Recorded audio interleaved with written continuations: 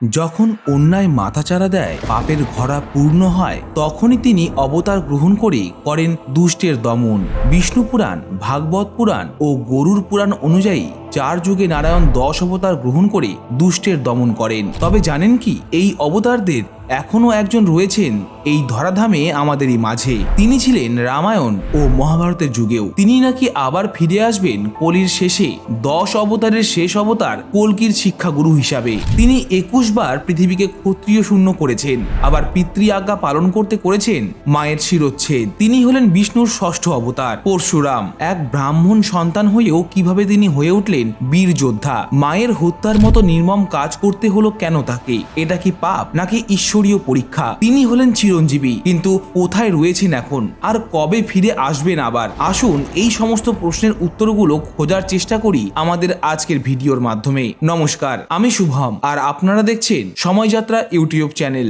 ভগবান শ্রী বিষ্ণুর 6ষ্ঠ অবতারের জন্ম বৃত্তান্ত জানতে আমাদের ফিরে যেতে হবে সুদূর ত্রেতা যুগে। বিষ্ণু পুরাণ ও ভাগবত পুরাণ বলছে পরশুরামের জন্ম ব্রাহ্মণ ঋষি যমদগ্নি ও মাতা রেণুকা দেবীর ঘরে। তিনি ত্রেতা যুগে অক্ষয় তৃতীয়া তিথিতে আবির্ভূত হন বলে মনে করা হয়। শোনা যায় তার আসল নাম ছিল রাম। তিনি মহাদেবের তপস্যা করে তার কাছ থেকে কুঠার বা পরশু বরদান হিসেবে পান, যা তার হাতে সবসময় শোভা পায়। তাই তার নাম হয় পরশুরাম। ব্রাহ্মণ পরিবারে জন্ম ও ঋষিপুত্র হয়েও পরশুরাম হয়ে ওঠেন ক্ষত্রিয়দের মতো অস্ত্রধারী অজেয় যোদ্ধা। তাই তাকে ব্রহ্ম ক্ষত্রিয় বলা হয়ে থাকে। মা রেণুকা ছিলেন ক্ষত্রিয়, অযোধ্যার সূর্য বংশের রাজতন্ত্রের সন্তান। তার 5 সন্তানের মধ্যে পরশুরাম ছিল সর্বকনিষ্ঠ।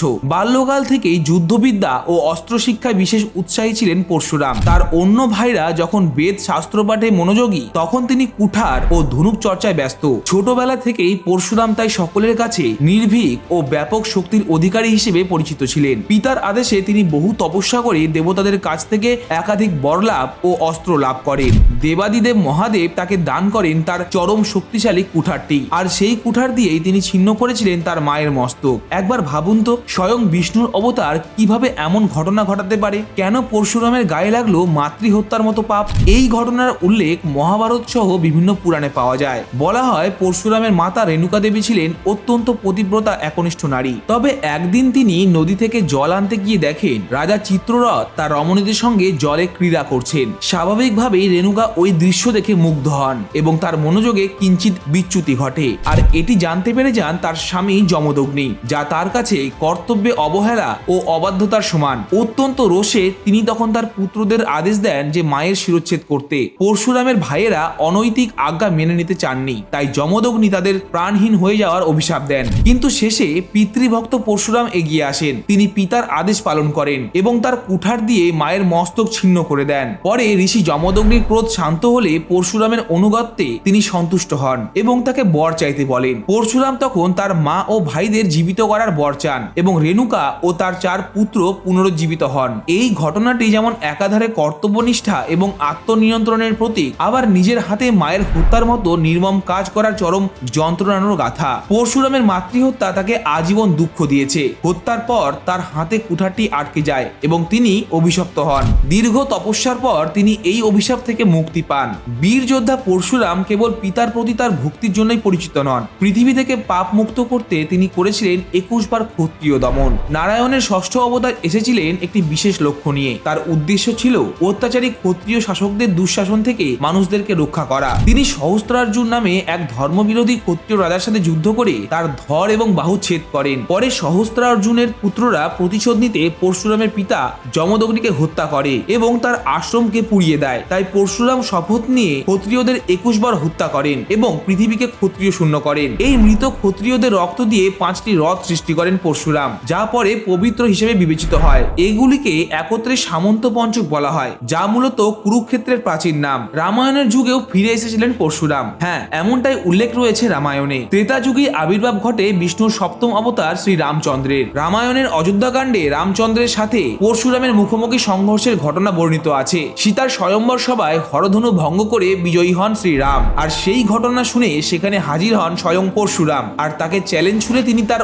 অর্জিত বৈষ্ণবী ধনুতে গুণ পরানোর আহ্বান করেন, যা ছিল কারোর পক্ষেই অসম্ভব। কিন্তু ভগবান শ্রী রামচন্দ্র খুব সহজেই তা করে ফেলেন, যেটা পরশুরামকে খুবই বিস্মিত করে। তিনি তখন বুঝতে পারেন নারায়ণের সপ্তম অবতারের আগমন ঘটেছে। অহংকার ভঙ্গের পর তিনি ফিরে যান মহেন্দ্র পর্বতে এবং পুনরায় তপস্যা করতে লীন হয়ে যান। তবে কি মহাভারতে রয়েছে পরশুরামের উল্লেখ? হ্যাঁ, একদমই। দাপর যুগেও একাধিকবার ফিরে এসেছেন পরশুরাম। মহাভারতে তার ভূমিকা অত্যন্ত গুরুত্বপূর্ণ। তিনি ছিলেন ভীষ্ম, দ্রোণাচার্য এবং কর্ণের শিক্ষাগুরু। তবে ভীষ্ম পরশুরামের শিষ্য হলেও তাদের মধ্যে ভয়ানক যুদ্ধ হয়েছিল, আর এর কারণ ছিল মূলত দেবী অম্বাকে কেন্দ্র করে। কাশীরাজের কন্যা অম্বা ভীষ্মের প্রত্যাখ্যানে অসন্তুষ্ট হয়ে পরশুরামের সাহায্য প্রার্থনা করেন। পরশুরাম অম্বাকে নিয়ে ভীষ্মের কাছে যান এবং তাকে অম্বাকে গ্রহণ করতে বলেন, কিন্তু ভীষ্ম চিরকুমার থাকার প্রতিজ্ঞাবদ্ধ ছিলেন, তাই তিনি তার গুরুর আদেশ অমান্য করেন। এর ফলে পরশুরাম ক্রোধে তখন ভীষ্মের সাথে 23 দিন ব্যাপী যুদ্ধে লিপ্ত হন। যুদ্ধ শেষে পরশুরাম হার স্বীকার করেন, আর এই যুদ্ধ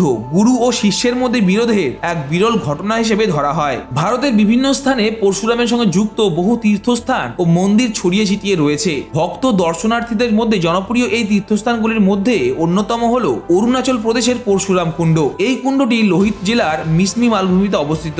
লোকমতে পরশুরাম মাতৃহত্যার পাপ থেকে মুক্তি লাভ করতেই এখানেই স্নান করেন। তাই প্রতি বছর মকর সংক্রান্তিতে পরশুরাম কুণ্ডে বিশাল মেলা ও স্নান উৎসব আয়োজিত হয়। এর পাশাপাশি উড়িষ্যা, হিমাচল প্রদেশ, ঝাড়খণ্ড, কেরালা, গুজরাট সহ দেশের বিভিন্ন স্থানে পরশুরামের মন্দির স্থাপিত রয়েছে।